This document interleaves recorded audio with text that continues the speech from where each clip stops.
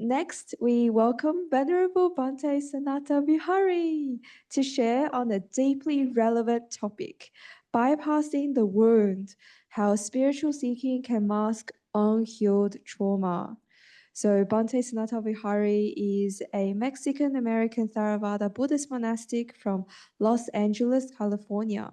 He is a recent graduate from the Upaya Zen Center chaplaincy program, has a master's degree in counseling psychology, and has been working in the South and Southeast Asian Buddhist communities for over 9 years, and previously served 9 years in the United States Air Force, in which he was deployed multiple times to Iraq and Afghanistan.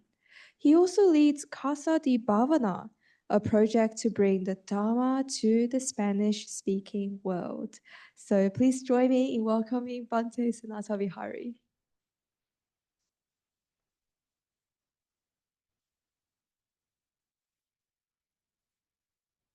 First and foremost, my respects to the Sangha. And I would also like to thank Metta Center and everyone that made it out here today. And I would also like to pay my respects to the Buddha. Namo tassa bhagavato arahato samma sambuddhassa.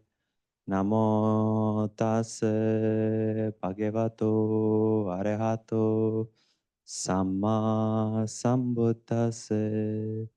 Namo tassa bhagavato arahato samma sambuddhassa.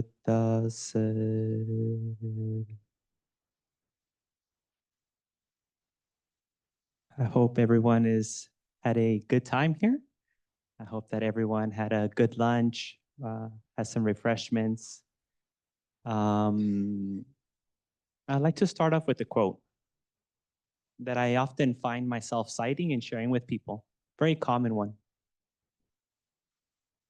There are three things that cannot remain hidden for long: the sun, the moon, and the truth.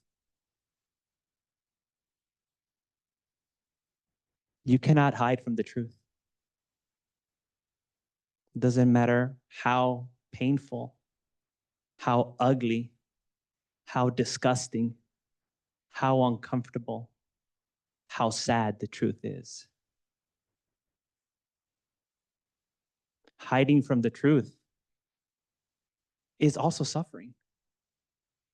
Hiding from the truth is delusion, illusion, ignorance, the fuel of our continued suffering.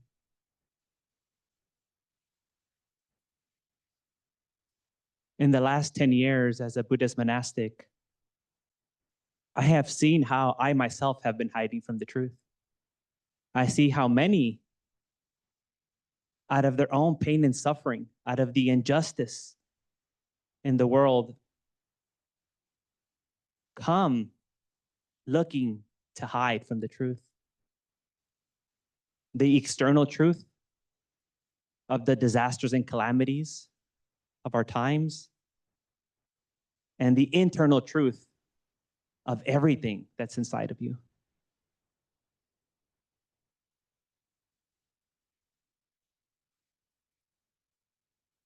You might know this by another term, by another word called spiritual bypassing.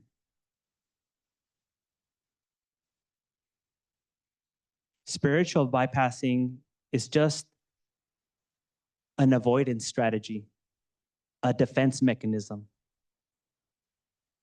We are too overwhelmed by the truth of suffering. We are not ready to face it. We don't want to face it.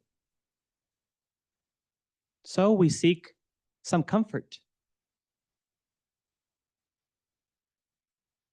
We misuse the dharma. We misuse spirituality.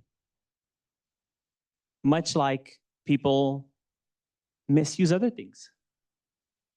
Might, instead of using spirituality or the dhamma to soothe their pain or avoid their pain, they might start just purchasing stuff and buying things. right? Shopping therapy, Amazon, going to the mall, going on holiday, going on vacation to avoid their pain and suffering. Substance abuse, overeating, whatever it is, right? Spiritual bypassing is just that same avoidance strategy, that same defense mechanism. But it's in a special category in that we feel that we give ourselves a pass on this one more than other ones, right? If we overeat too much, I mean, it's kind of obvious, right? That we shouldn't be eating so much. If we shop a lot, it's kind of obvious that we shouldn't be shopping. If we use too many illicit substances, it's kind of obvious. But no, this is religious. It's okay to indulge in this one because this one's holy. You have made the holy unholy. You have defiled the dharma by doing that. The dharma is for the use of true healing, true growth, for facing reality. We can misuse the dhamma. It should be obvious. The Buddha says in the fourth noble truth on the Eightfold Path, right? Right view, right intention, right speech, right. So what does that imply?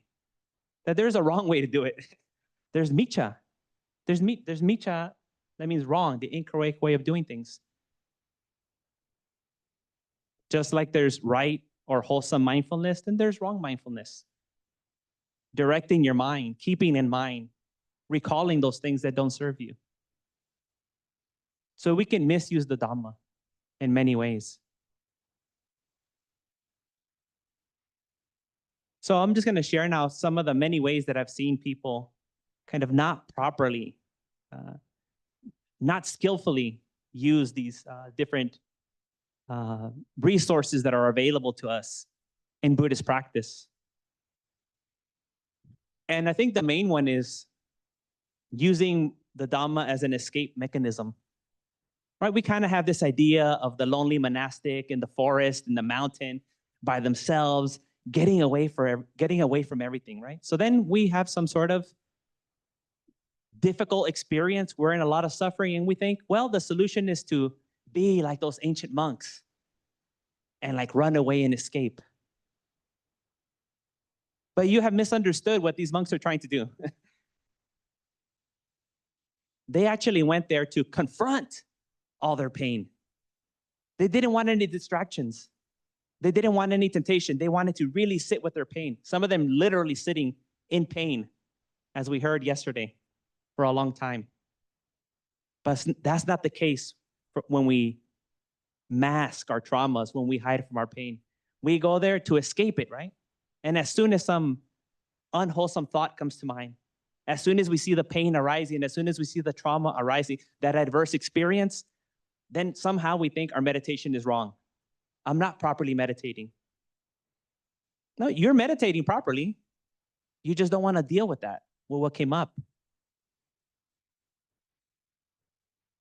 We might notice the cruelty that we have in our mind, the greediness, and it makes us uncomfortable.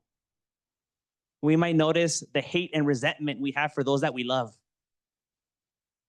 That makes us uncomfortable. So then we make meditation into, or real meditation is only that which makes me feel safe and comfortable, and which takes me away from this issue that's here. Then that meditation is not serving you anymore. It doesn't have to be, all meditation doesn't have to be painful. It doesn't have to be pleasant. It doesn't have to be neutral. It's going to be all these things. We can't favor anyone over the other. But that's not the way we treat it.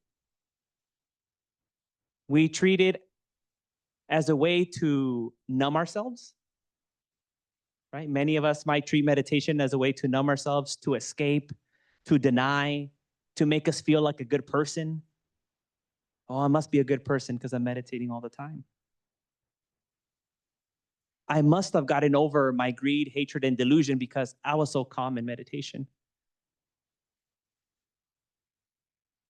If it were only that easy, right? If it were only that convenient. But that's not the way it is. There's other ways that we can misuse the Dhamma. We can misuse the doctrines. We can misuse the teachings. We can see the pain inside of us and be like, well, it must be my karma. I must have done something wrong in the past. That's why I'm suffering so much. This kind of pseudo acceptance, which is a way of not holding yourself accountable. You're escaping taking accountability for what's happening now and what's led up to this moment by blaming some other person. How convenient, right? To blame someone who's not here to defend themselves. The person from a previous life. It must have been them. This is one way that we can maneuver around our pain, around our greed, hatred, and delusion. Blaming someone else, blaming our past self. We can escape our own wanting to judge people, our judgment, our hatred of others. By when we see those people suffering, saying it's their karma. We can do the same thing with karma, right? Like, oh, they're suffering, they're getting theirs because they're a bad person, it's because of their karma. Because you wouldn't like to think of yourself as a person who wants vengeance or revenge, a person who wants judgment. So then you kind of, put it on karma to do that. You outsource it. Because it's uncomfortable for you to notice that you're a vengeful person, that you're a judgmental person. You don't want to see that in yourself.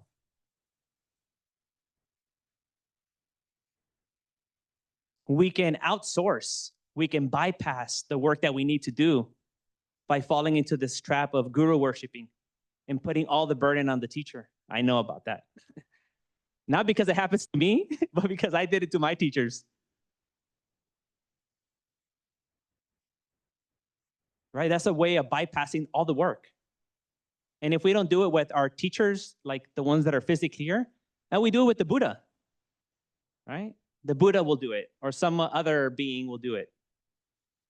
I'll be saved by their grace. I don't want to deal with this. It's too much for me. It's too painful.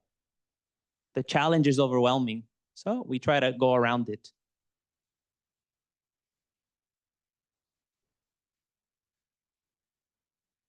So there's many ways in which we try to avoid the obstacles, the challenges in our life. And we're so clever that we do the same thing with the Dhamma. It's just like I said earlier, that we give ourselves a pass. Whether it's Buddhism, Hinduism, Christianity, some alternative therapy or whatever. Right? This is healing, this is growth, this is spiritual. It's okay then for me to use this as an avoidance strategy.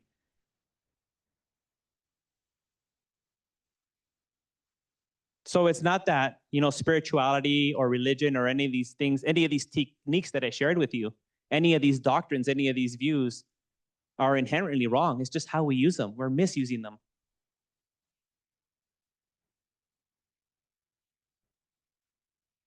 For me, most of my practice has been facing all the things that I don't want to face about myself. Seeing how judgmental I truly am. Seeing how overcritical I am of myself. Seeing how easily I get irritated and frustrated. Seeing how I retreat and close myself off because it's too painful to feel. I think that's I can touch on another way that we spiritually bypass when we have like a pseudo equanimity. We practice indifference instead of equanimity.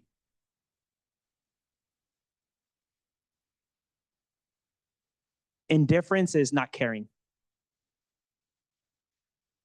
And since we're not disturbed in that moment because we close ourselves off, we become callous, then we think we're equanimous. But that's what happened. You've become totally numb again, numbing yourself out, escaping from the reality. You're closing yourself off. You're shutting yourself off to the truth. You're hiding from the truth again. For me, equanimity is all embracing. It's open. It sees. It holds everything. And yet, it is not perturbed. It is not defiled. It is not scared. It is not angry. So sometimes we might use this pseudo indifference, this indifference as a kind of misapplication of equanimity, and then justify it because, oh, well, the Buddha told us to be equanimous and not to be perturbed by things, but you're actually not practicing equanimity. You're using some sort of pseudo equanimity as a defense mechanism to escape from what really happened.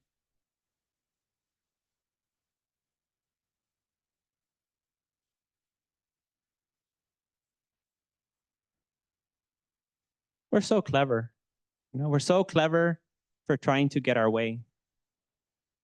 Even in the Dhamma, right? Even in this practice, we maneuver like a fox. We're like the Wolf of Wall Street, trying to find some way to use this practice to suit our defilements. We're always looking for an easy way out. We're looking for an express pass. We're looking for the VIP. But in my experience, those have all been roads that I had to backtrack later, and it cost me more work trying to go down those, trying to go around or trying to find a faster way. I wasted time because I was doing what I did before I became a monk and before I came to the Dhamma, which was just following my likes and moving away from my dislikes. So if we keep following this trend, that we've been doing from before you came to this teaching, and you come to the teaching, you keep doing the same thing, you're going to keep making the same mistake. It doesn't matter that we call it Buddhism or Dhamma. It doesn't matter if you're wearing a robe, if you have a nice cushion. It doesn't matter if you're here or in, Bali or India somewhere. If you keep following that tendency, it's going to lead you down the same road. It doesn't matter the container.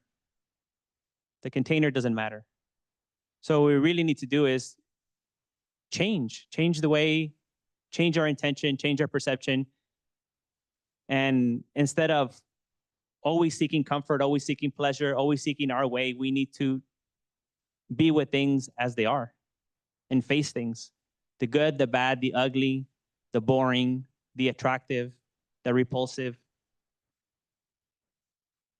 There's where I think the real strength and the real insight comes. From being brave and heroic, being compassionate, not from wanting things to be nice.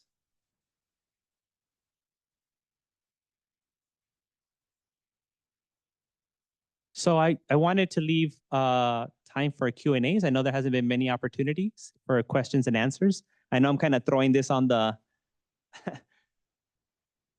the volunteers out of nowhere. But yes, there will be mics going around. So if there's any questions.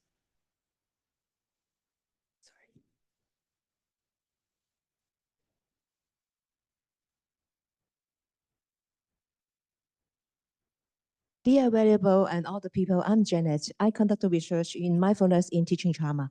But the fact is that when the people, sorry, because my topic is quite sensitive.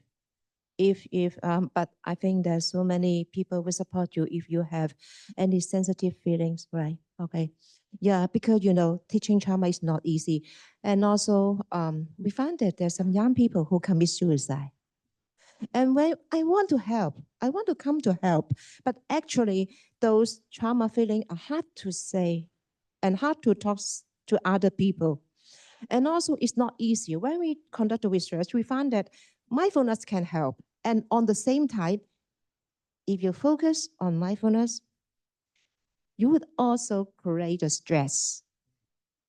But how or do you have any successful story, or how your real experience is really take to work? All right, thank you.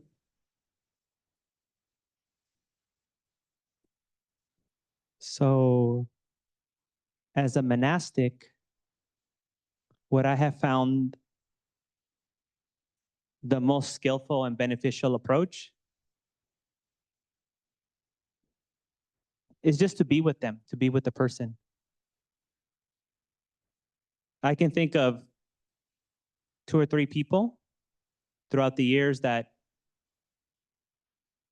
came to me in a very, very, very difficult situation and had gone through, the public health, mental health system and still haven't been able to find any relief. And then a few of them even, coming to me with this kind of guru kind of thing and like, you're my only hope, Obi-Wan Kenobi. No one else can save me, right? And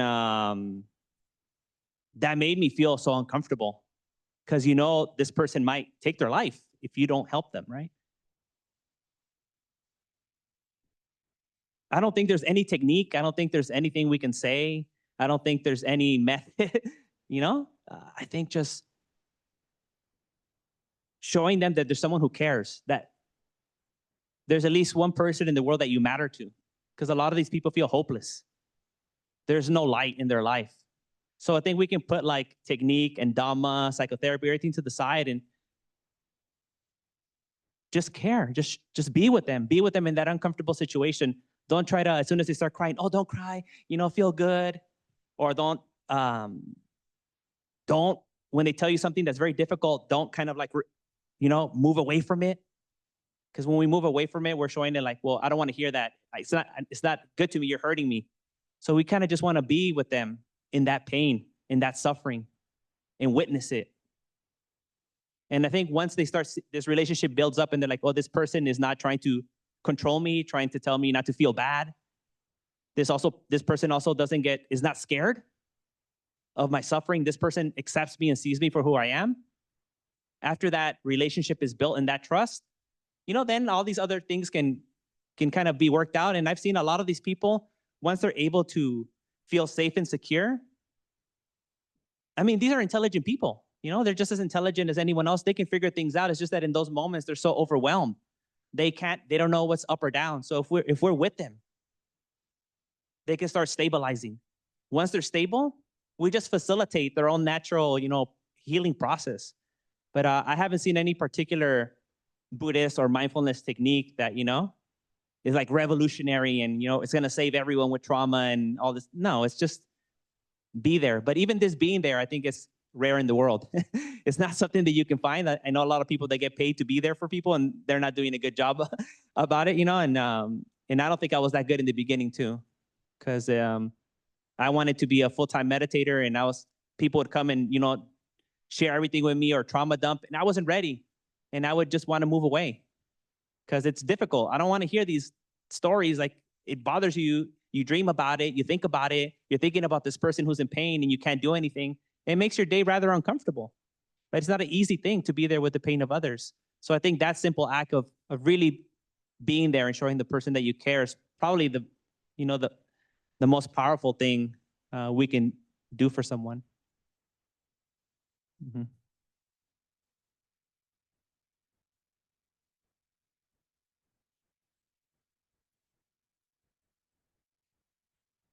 Hi, I'm Harrison. So I was wondering what you recommend and how to sit with the pain and discomfort. I spoke to another monk, and his recommendation was, I'll see if you agree or have a different opinion. His recommendation was to sit, I think it was sit for 3 or 4 hours for a couple days, so 4 or 5 days, and just sit with that discomfort, and we'll just sit, and how that process of just sitting still for 3 hours would kind of help deal with it. Do you agree, or do you have any different advice on how to sit with the pain and discomfort? I do think it's very important and it's fundamental to make time to look inside. And I think one way that we can look inside is sitting for a long time. That's one way we can, formal meditation. But I've also found a beauty and a transformative power to just sitting or just being. So often in the temple, in our meditation center, in Palmdale, we have kind of a nice view. So I'll just get my chair and I'll just look out into the hills, into the mountains, and I'll do that for 30 minutes to an hour and a half. I'm not doing any formal meditation technique, but by removing all distractions, right? And just sitting there and being with what's happening, all the junk is going to come up anyways, right?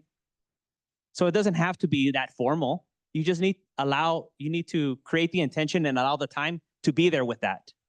You know, we can get creative. I encourage you to be creative and customize it and personalize it and tailor it, you know, to your conditions. Because I don't think everyone here can sit for 3 hours. It's not possible for many people, especially if you have children. It would be virtually impossible. But find some way, right? Create the conditions in the environment so you can see what's happening. Look at your mind. Look at your habits. It doesn't take long. You know, within a minute or two, a few seconds, sometimes for some of us, all of that comes up. So I think it's just about creating that intention and creating the causes and conditions and giving time to see what's happening.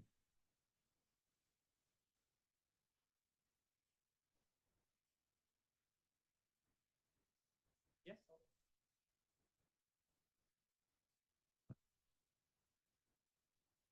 Hello, my name's Linda. I just got a couple questions. Firstly, are you from America, right? I wanted to see your view on Buddhism, the relationship with Buddhism and politics. I know it's in a very different field, right? So often the country or the organizations can be run by people who might have trauma, but more kind of acted out as sort of narcissistic. You know, people say the root cause of the narcissism is a childhood trauma. So also in terms of like a compassion, right? It's so easy for us to have compassion for people on a kind of more victim role, but for the people who are perpetrator, or you know, like how we actually, and also talk about also criminals. They say most of the criminals has dysfunctional families or trauma or all that. And what is your view on that? How, when we practice our kind of compassion for all beings, you know, like sometimes there are injustice in the society if you use your intellect. So how we can go beyond that and really the sentient being, you know, can go beyond the form and really stay in the formless, or then you can realize that the formless and form are the two sides of the same coin. But yeah, anyway, that's my question. Thank you.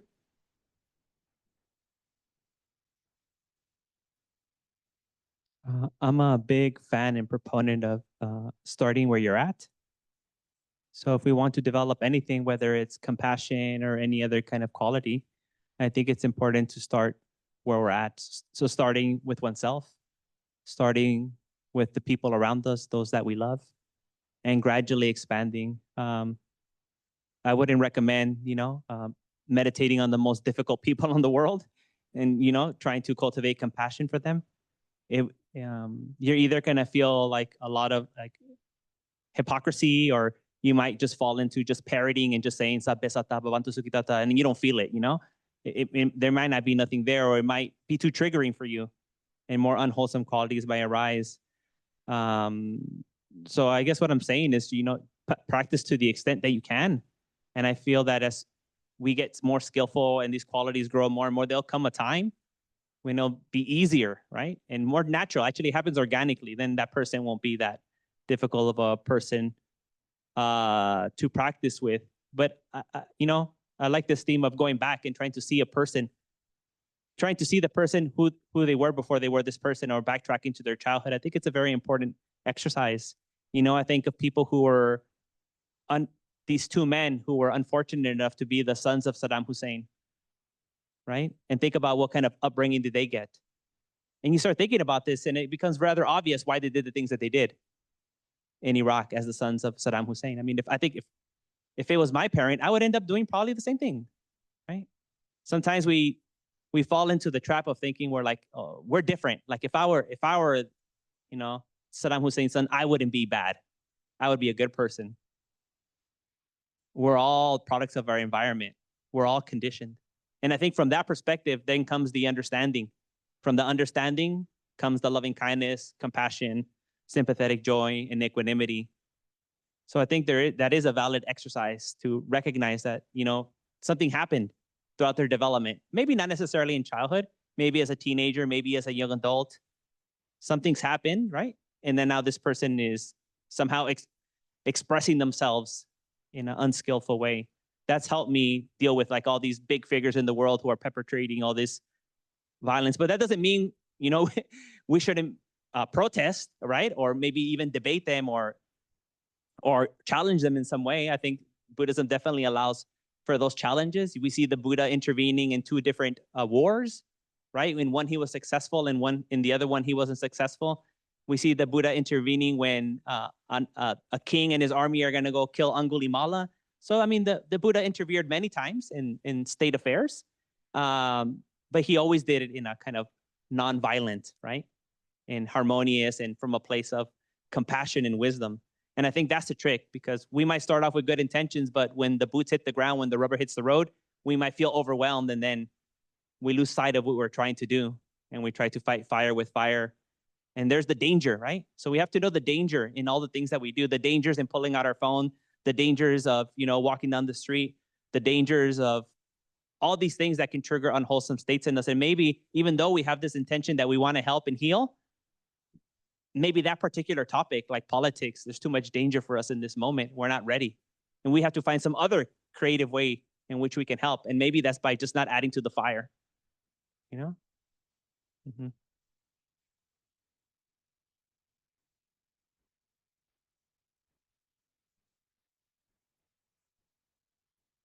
Thank you, Bhante.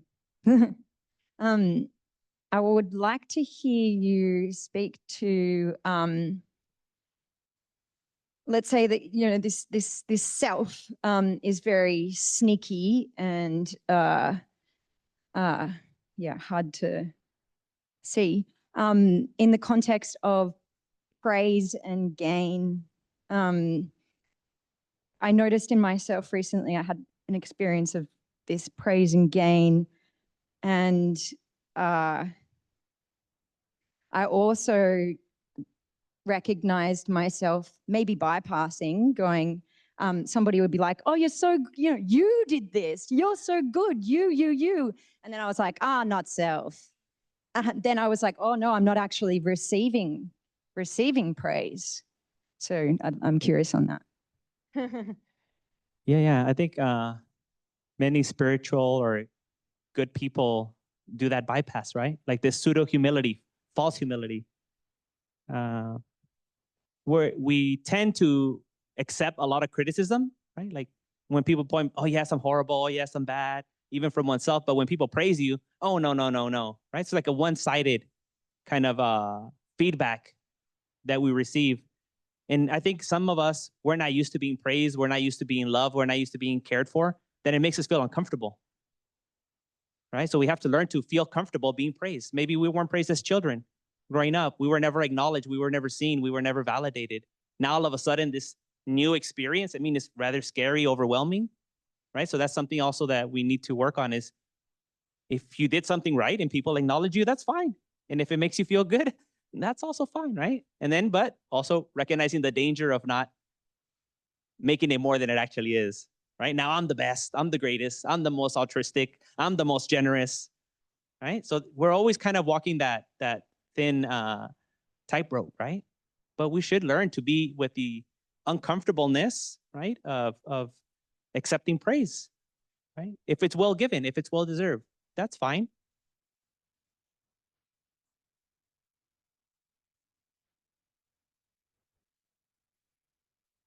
But this will be the last one, I think. Yes. Thank you so much. I'm having about 3 questions for you. Very quick. The first one is, from your statements, I have understood that probably you have seen a lot. You have also experienced a lot in your own journey, as well as observing others suffering due to the nature of the work you used to do. Now, as a monk, my first question is, what is the relationship with your emotion now? My second question is, how do you feel today, now? And the third question would be about, what do you think is the purpose of you being now? I'll need your help reminding me of the questions, okay? The first one, like a baby, like holding myself tenderly, maybe as my grandma would, or my auntie, or my mother would when I was a child. How do I feel now? It's complicated. I mean, there's a lot of things going on. I think the most obvious one is of my own doing, which is being like really caffeinated. So I feel that's probably the overwhelming sensation in my body and mind right now. What was the third one? Now is obviously one of the primary teachings to learn to be, which seems very easy, but is specifically, what do you think is the purpose of you being now? Now. Yeah. So I think it has a lot to do with my intention to serve and to be with. Moving away from before, I think in my first years as a monastic, it was trying to be a helper and trying to fix. Now it's more from a place of acceptance, right? And facilitating other people's growth instead of like, I'm going to change you, I think that's really where I find my purpose and meaning. Okay, I think we're done.